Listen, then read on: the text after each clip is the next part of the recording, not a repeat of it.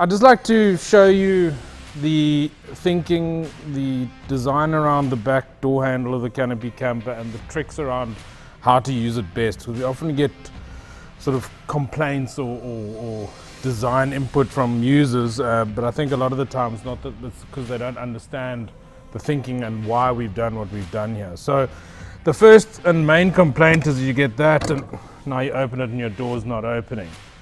There's a reason why it is like that, which I'll show you shortly, but to open your door, the best way to do it is when you're lifting, keep lifting and it binds over here and then it turns. And the door's open.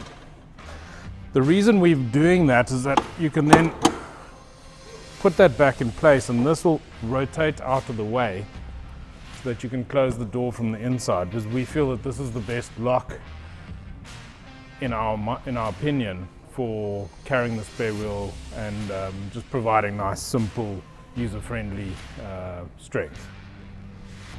When you want to close it, you follow the same principle. If you're all the way around here, you can either just do that with your finger, or again, you can pick it up, binding over there, pushing against the bottom of the handle, push it further forward and then lock it up.